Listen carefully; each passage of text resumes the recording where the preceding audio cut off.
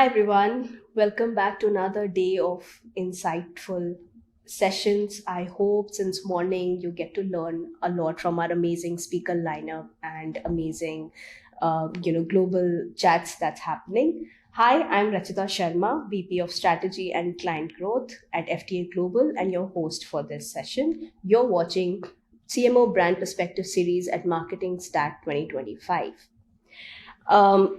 We are digging into one of the hottest debates in marketing, right? It's called brand versus demand.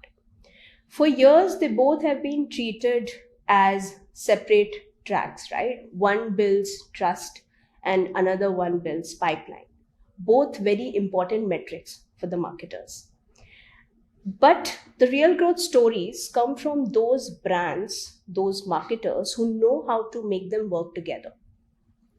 To unpack on this amazing topic, my personal favorite is, we have with us is Monalisa Sahoo, the Chief Marketing Officer at JioBusiness. Monalisa has led marketing across large enterprises, startups, SMB brands, and she brings over almost 2 decades of experience shaping, telecom, consumer tech, and SaaS brands and energy, across various industries. She's known for connecting brand vision with the business outcomes and, leading teams through that transformation. I'm excited to hear her take on, what she thinks about this brand versus demand debate and what the future of B2B marketers can learn from it. Hi, Mona Lisa. Welcome to the podcast. I think really excited to hear your insights on brand versus demand debate, and let's set the table straight for the audience. Thank you, Rachita. Thank you for having me here. I'm really impressed with what all of you young marketeers are doing at FTA Global. And this is a topic very, very close to my heart. Right. So I'm looking forward to our conversation today. Great. So we'll start at the very top, right? So in 2025, we are obviously at the end juncture Beyond the of the mid. year, right? When you think about brand and demand in B2B, Yeah. how do you define them? Also, do you feel the lines between the two of them are getting blurrier because we're just speaking about different, the narratives have been set and how the entire coin has flipped to when it comes to especially the B2B storytelling, right? And the importance of brand in it. So what are your thoughts on it? So, Rachita, this is not about 2025. I have been a very, very passionate B2B marketeer throughout my career. Of course, I've done B2C, I have done B2G also. And Right. I've realized the fundamentals of marketing are the same. You can be in any domain, but it's really the same. And for me, right from my start, from a very young age, right after my MBA, when I started out, this debate about, are you the brand head or are you the demand gen head? Or in your marketing activity, are you appealing to brand or are you trying to drive demand? For me, this division never existed Right. throughout. Yeah. For me, it has been always two sides of the same coin. And I have actually met many CMOs who also think like this. And so for me, it's not about is anything changing in 2025. These are some very eternal principles for every marketer to look at every brand building opportunity to also create demand and to do insert that bit about your brand into every demand gen campaign that you're doing. Yeah, because both feed each other. And so they're both, sides of the same coin, as I said. Are the lines blurring? Yes and no. Because see, today you have lots of tools available with you with digital marketing at its peak, now AI coming into the play. You have a lot of tools at your disposal where you can actually run just a demand gen campaign. You can show short-term success, yeah, but you will see that if you're not taking care of, feeding your brand Right. in every campaign of those, over the long term, you will not be able to sustain your pipeline. Your cost of acquisition of customer, cost of lead will all go up. So, but we are all also in a world where we are required to show quick result. That is also the reality of today. So I would say that, for many young marketers who are listening to me, please have your point of view. Please have that debate internally who's saying right now, let's spend the money just to get leads. No, you have to also insert that marketing message about your brand into every opportunity that you have. They Right. both feed each other. Right. And interestingly, that has been, the most available narrative set that, brand is for long game and, demand is for the quick wins, right? Correct. And exactly what you mentioned. Correct. Now, since, you have been in this space long enough to see, how that thinking can absolutely backfire, like you rightly said. So why is that view too limiting today? I mean, say from marketers perspective, that has been maybe running, results for them, driving Yes. results for them, but why do you think that view is very limiting? See, the view is limiting, not because of marketeers. Okay, there are a lot of decision makers in any organization, and when I've done roles across industries, what I've seen, the job of a CMO in a B2B company to earn that seat on the table, on the leadership table, is even more difficult. Yeah, most of the time the leaders actually do not understand the nuggets of uh, what a powerful brand means. Everybody loves a powerful brand, yeah, but the kind of investment that goes into it, the consistency of your narrative, your messaging, the way you want to position yourself, all of this, at times people feel that, and simply because earlier also brand was very difficult to measure. Yeah, I'm thinking of the days when a brand was all about advertising in traditional media, uh, very expensive initiatives, right, to shoot, to create a wonderful inspiring brand commercial, play it out, sustain it year after year. All of this used to be very, very expensive. Yeah. So even though the marketer wanted to build a brand and through that process create a demand, there'll be many other decision makers around you who will say that, why do we need to do that? Yeah. How has this ad translated to sales? So those questions were very difficult for many marketers to answer. Right. But today, I think, with performance marketing, with digital, with technology and martech platforms now enabling a marketer, there's a today the debate is easier for someone to answer and win. Yeah. So I would say that it's only in those companies where leaders or decision makers around a marketer have forced the marketer to just give short term results, Right. is that the marketers have been forced to do that. And of course, you feel good that you have contributed to business in the very short term. But once they spend a couple of years, and it's all of this, we are able to talk out of our experience because we have seen how things have worked over the years. But at that instance, you don't know. You feel that, oh, great, I've done a demand generation campaign, it has been a hit, and then you get that applause, within your company. Right. And you also feel good that you've contributed to business.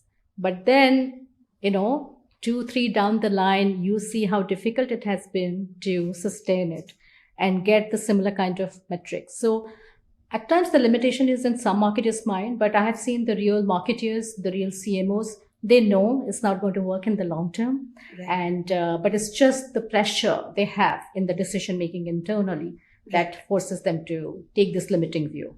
Right. And agree to the core to it, right? Now, in terms of your experience, you worked at a massive enterprise scale, right? Is there an example, in your personal experience where maybe, a brand building activity or a thought leadership content that has actually contributed to a direct demand generation pipeline? I think that's a dream for all the marketers, for all the B2B marketers.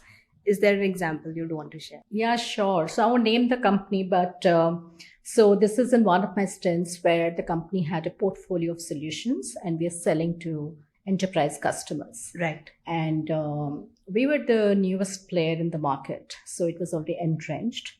Some of the solutions we were selling were, commoditized, but we sold the maximum because every enterprise customer needed it. And so when I joined them as a CMO for this enterprise business, one of the tasks, of course, was that how do you differentiate versus competition? Right. How do you unsit competition and get an entry into the customer? Right. Because the customer was so, I mean, they were already using those solutions from our competition. It was very difficult. And the only game you could play is the price game, Right. yeah, which is your, that's the short-term tactical approach that you can take. That let me do a free pilot, let me give them something to use free of cost or at a much lesser cost. Right. During the process, they will, see how good our solution is and how good our service is, and probably they'll stick to us. That was one approach. Then after I analyzed the entire portfolio, what I saw is that, and this is a couple of years back, we're talking pre-AI, we're talking pre-COVID. So what I realized is that there is this one part of the portfolio which contributes low single digit to our overall revenue, but it's an emerging technology. And here the company actually had differentiation compared to competition. Right. It was a platform-based approach. So it was not a tactical product that we were selling, but it was an entire platform in which if you deploy this IoT solution from this particular company, then beyond the problem that you'll solve, you will also get insights, analytics, which helps you to plan better. Right. Yeah. So we took a look at that. And at that point in time also, across the board, I'm talking still pre-COVID, across the board, digital transformation was a big agenda, and especially for legacy business. Right. Yeah. So the startups in India had started to become very, very, popular and powerful. And slowly the big companies were seeing that they are no longer startups. They're actually redefining the rules of the game. And many of these large enterprises that we were talking to, they already had digital transformation as a boardroom agenda. So after all these insights, when you pull it together, what you see is that your entry to the door of customer is not going to be through a price conversation of what they need the most, but it's going to be a thought leadership-led initiative where you actually talk to them that, hey, here is how we can partner with you in your digital transformation journey. Right. And in that process, actually position this solution that you have, which is actually a low single percentage of your sales. And everybody will say that, no, don't put effort on that. Let's not put any marketing dollars on that. But no, that's your entry. And once you're engaged with your customer, then you position your entire portfolio. And this was not just a concept that I felt we should go with once we deployed it. Right. We had a thought leadership report about, and we called it the IoT Barometer report. It had perspectives from many leading CXOs who had used this technology, not necessarily our platform, but used this technology for enabling digital transformation in their companies across industries. So, this was gem of a knowledge, packed into a thought leadership report. So we started a campaign with that. It was a knowledge element through which we wanted to trigger the CXO conversations. It was backed up with case study based email campaigns, LinkedIn ABM. It was backed up with a lot of other elements. Down the year, we had event speakership. Every event speakership, we had a demo outside where people could actually see this platform and the benefits it can bring to it. So you combine thought leadership mostly associated with brand building. So you combine, your brand with demand generation in a very synergistic manner. Right. And I've seen it, work. Did we double the sales of that particular platform? Maybe not. Did it help us get an entry to many of the customers that we've been trying for months? Absolutely it did. Yeah. Right. And through much of our social media campaigns and ABM campaigns, we were actually able to get the interest level of not just the decision maker, but around the chain of people who were influencing his decision as well. Yeah. So I've seen this work well. And through this initiative, we actually sold quite a bit of our other solutions. Yeah. Right. So that's the example I'd like to share. Yeah, that's a great example. Now, from the perspective of, spoke to a lot of CMOs, and there's always a wrestle between the budget splits that's there between brand versus demand, right? Considering the current marketing landscape and how the behaviors are shifting so quickly, right? It's everything in terms of buying patterns, behavior, everything is so dynamic. How do you make that call in terms of what weightage, what type of weightage should be given to each when it comes to the budget portion? What are your thoughts? And is there a playbook? Is there something, a framework that marketers should apply whenever it comes to their own decision making? Hmm. So, as I said, from my personal example, because I have seen both very tightly integrated, usually there isn't really, like items identified as brand initiatives and only items identified as demand initiative. For me, every webinar we have done, every demand gen event that we have done for a new launch of a solution or a platform, everywhere I have had thought leadership injected into it, a brand story injected into it. Right. Yeah. Customer advocacy wrapped around it. So for me, they have never been very starkly different. But yes, there will be those few activities which are purely brand in nature, right? You're doing the storytelling, the narrative about what you bring to your customers. Why should they care about you? At times, it's about the uniqueness and legacy that you're creating through your solutions. And I've worked with some really, really great companies who have brought technologies for the first time to the world that have changed lives, right? So there have been those specific brand specific initiatives. So there's no Right. magic formula if you ask me that way. But what I have read from other great CMOs that I have sort of a deep respect for, people say that use maybe a half or a 60-40 rule. There's a 60-40 rule that gets talked about. Right. So one can do that. Yeah. So make sure that at least 40% goes to brand, because these are difficult conversation at times with the CFO. But if you have a CEO who champions this, and many of my leaders have really understood the power of brand, so I've had that benefit. So have that, and the rest goes to your demand gen, because you can show immediate result about business outcomes that you're contributing. Right. So that's a rule you can do.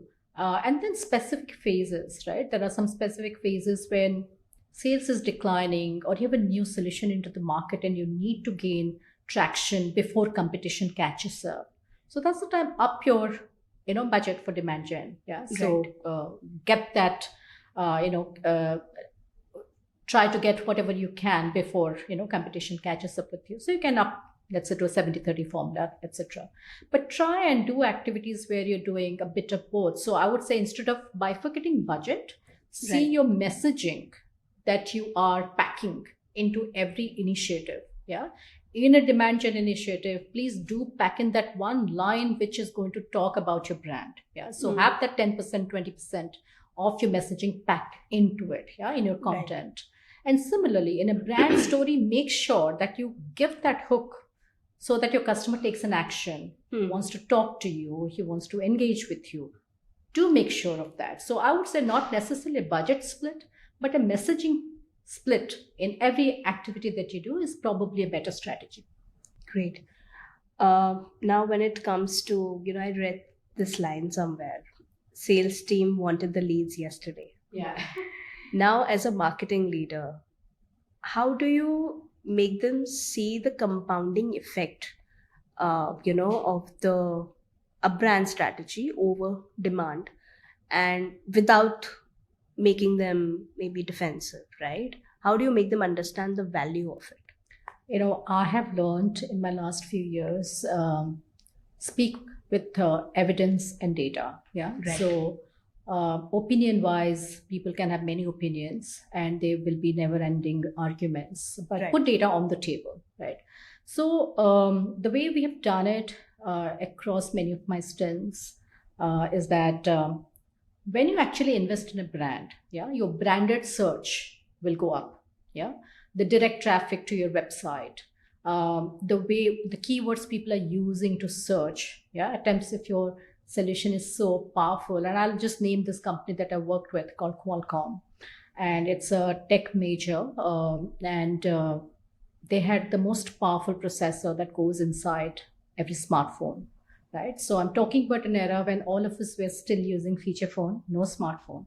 And it's been an amazing stint for me to bring that technology to India and to Right. launch a broad range of products with our partners, with our ecosystem partners. So here, you can absolutely see, are people searching for a processor in a particular smartphone or the name Snapdragon processor? We could see that. You can see branded search around what you're trying to put out to the market. So that increases, yeah. And if I now combine all my experience across all the stints, so you see the leads that have come through these methods versus the cold leads that have come generally and those form fills, yeah. So the speed with which you can they convert, yeah, the effort that you take to talk to that particular prospect and convert that to a customer, you will see the time taken for the lead conversion will actually be longer if brand is not at play. And even therefore over time the cost of acquiring lead also goes up. And at times you'll do most amazing demand gen campaign, yet you will not be able to have a robust pipeline of leads. Yeah. Right. So you go back with this data. Yeah. So with the sales head and show this data. And I mean, I have been fortunate. I've had most wonderful colleagues and most wonderful leaders across my companies, but I can understand these can be tough conversations. So you show that, and that's how you win the argument. Now that was an indeed, practical tip for the marketers to, deal with the sales team and, go with the data, go prepared. We were just discussing about the role of thought leadership, in B2B, especially where categories are very difficult to explain, thought leadership plays a huge role. Now, how do you see the thought leadership and narrative building, balancing the brand side and the demand side? So, Rachita, let's first understand what is great thought leadership, right? So, thought leadership in this crowded world, even in B2B, you'll have many companies doing exactly the same thing, bringing exactly the same solution to the market. So, what is thought leadership? It's about having a particular point of view, yeah, and then shaping the narrative of a particular category or of a particular industry, or taking part in conversation and shaping the narrative of a trend. Yeah, like for example, right now AI is everywhere. Yeah, Right. there are some companies who have come up and said we are all about responsible AI.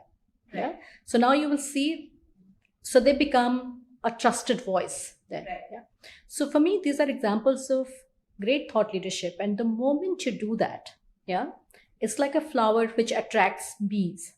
Yeah, so the moment you have this distinct point of view and come across as someone who's driving the narrative, then you earn your position to become a trusted voice. Right. Customers, partners all want to engage with you, yeah, work with you. Yeah, so it becomes very, very natural and organic demand generation in that process. And what I would just say to many of the young marketers who are starting out is that, see, thought leadership is not about putting that complex white paper about your platform, about your technology out there, seeing how beautiful it looks, how many pages it's running to, and putting it out as a gated content. That's not what it is. Go to the crux. Yeah, for me, positioning, messaging are two very, very important players. Right. Yeah, so pillars. Yeah, so go to the crux, see what you're bringing that you'll get a customer's attention. Yeah, and run your thought leadership around that. Great. Um, I'm glad you mentioned AI. Because that was going to be my next. Now, AI is obviously creeping into every aspects of marketing. From ops to planning to strategy. Now, how do you see AI reshaping the way how we build a brand and demand side from the strategy perspective, from ops perspective, over the next few years? So let's speak from what we're seeing, the early, impact of AI.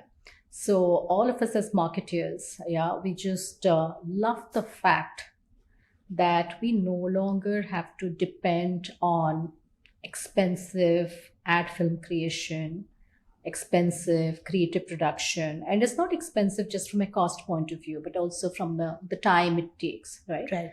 So now we are empowered, right, to bring something to the market. We can actually have AI generated content and creatives which can help us go faster to market, yeah, and in a cost efficient manner.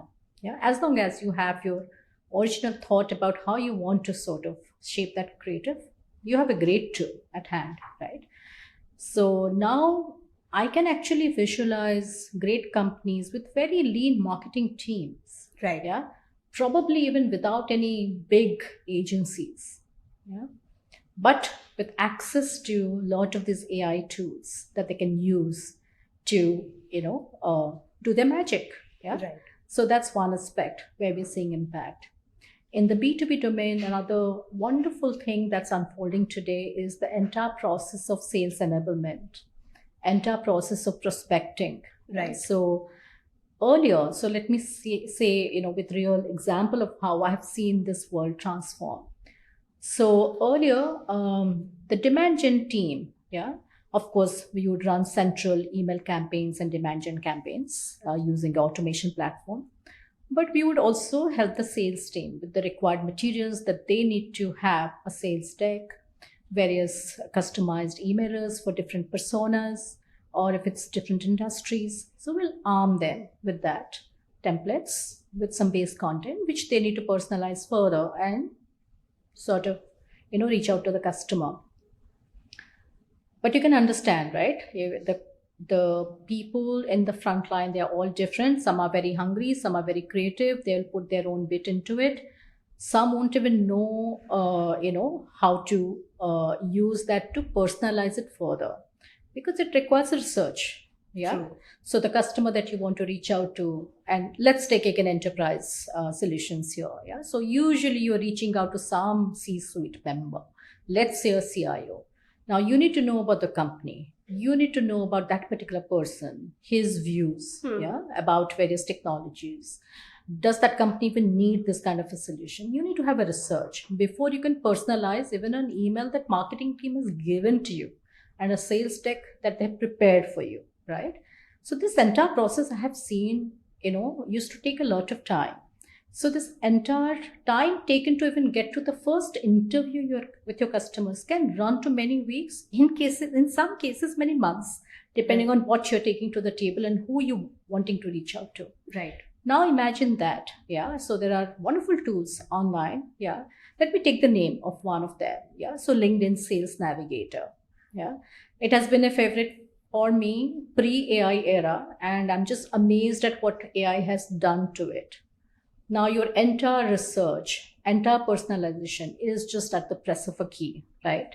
So you say that you want to reach out to this particular industries and this kind of personas. And if you have done a CRM integration, then your process is now, from matter of days, your salespeople who want to reach out, everything is just in a matter of minutes with a click. Right. Yeah. And your email looks much more personalized. You're talking to the context. You're about to pull in a quote that this person has, said in particular, maybe a media article.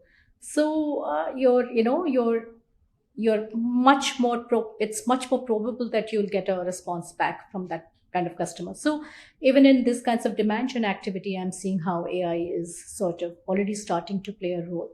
Right. And you still need that human AI intervention to make things perfect. It can't be, you can't just simply, today, that's the case. I don't know what the future is about. Yeah. The way things are developing, I don't know what the future is about, whether we will even have a demand gen team or that'll be all agentic AI. Yeah. So I have no idea what the future holds. But yeah, these are the early impacts of how AI is coming into play. Interesting. I mean, yeah, I mean, a lot is yet to uncover, but considering the current space, there are lots of contextually relevant layers that have been added. I mean, the efficiency obviously has brought in, and the kind of scalability it will achieve, that is yet to be seen. I think with mostly more successful case studies, we'll have more examples. I think a lot of practices that we can implement.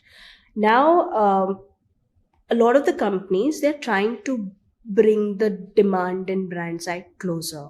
What are the common mistakes you see them making, maybe either culturally or simple in plain execution? What are the, with your decades of experience, what could be those? So I would say actually that today's marketer has to change a bit. Yeah. So I've seen different kinds of marketers who call them that I want to specialize in brand. Some other people will say that I actually want to specialize in the martech side of it. Yeah. See, these silos are not going to exist for the marketers of tomorrow. Yeah. You need to have a bit of both. It's Right. like your left brain and right brain, right? You have both, right? You may be one may be dominating, yeah. Right. So you need to bring creative thought process. You need to be tech savvy.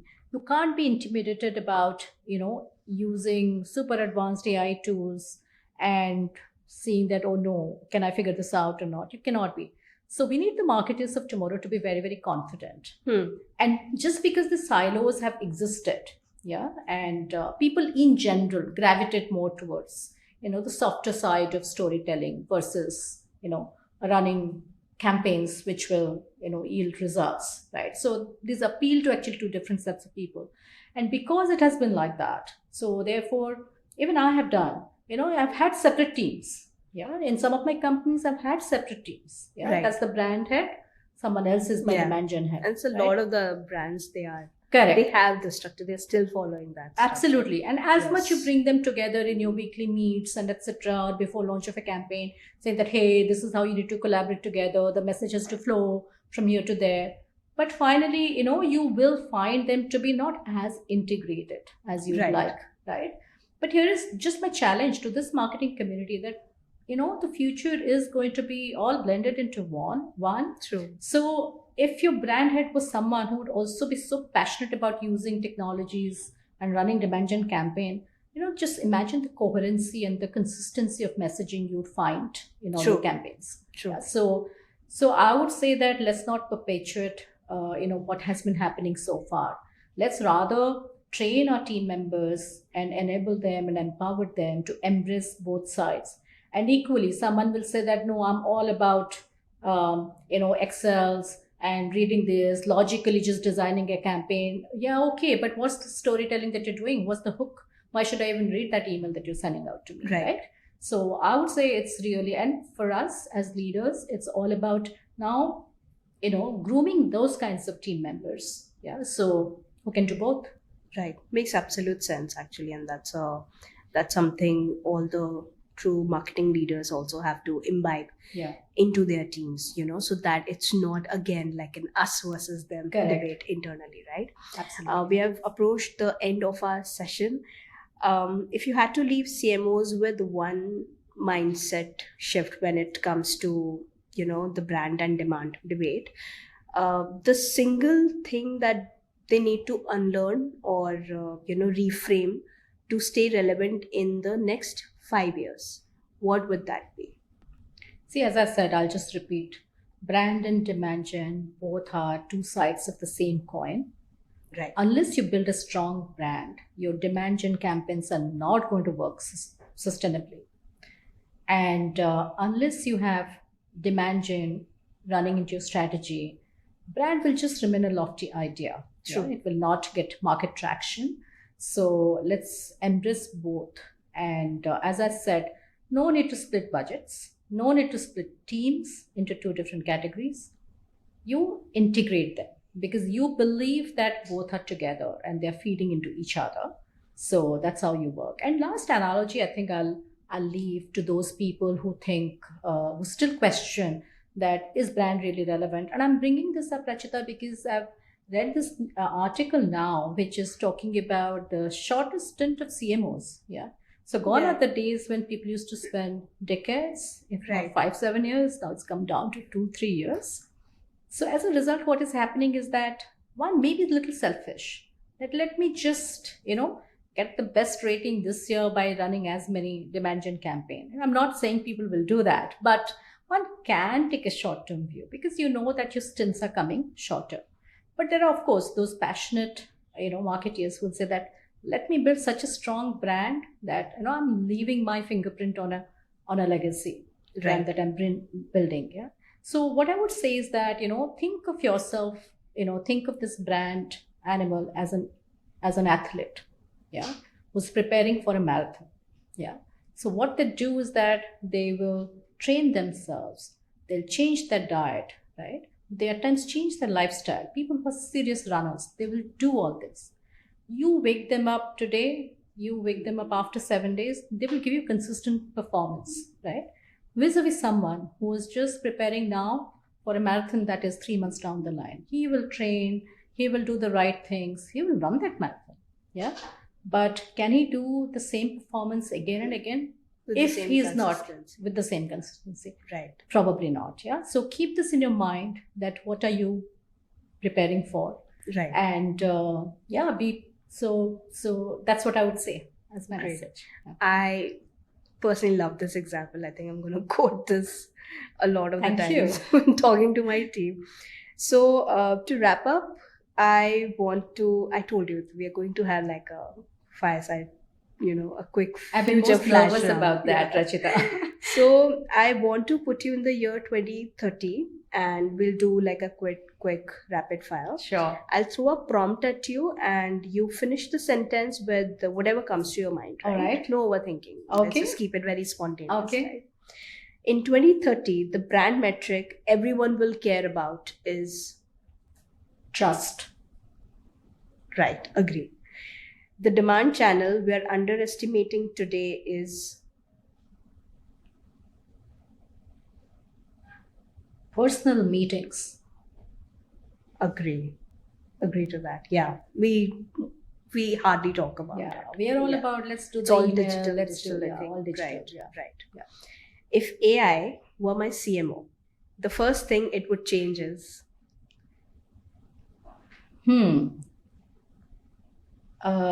Whether that will change or I will change my AI CMO, I'm not very sure about that.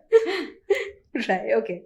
By 2030, the line between brand and demand will Blur completely. agree. Awesome. Awesome. So that brings us to the end of today's conversation on brand versus demand. I hope we raise above this debate and finally look at everything in an integrated way and not just put two teams on one side and the either one. I think a lot of practical tips we gained from your session. Thank you so much, Monalisa, for your insightful thoughts. A lot of us are taking great lessons from this session. I hope you had a good time. Thank you very much. I had a great time. And Rachita, if I may say, I'm looking forward to actually, listening to all the sessions that you're running. I do feel that CMOs of my vintage, yeah, without disclosing my age, yeah, we have a lot to learn from the young marketers. So as much they would have learned from me because we've done a lot of hit and trial experimentation, etc. over the years.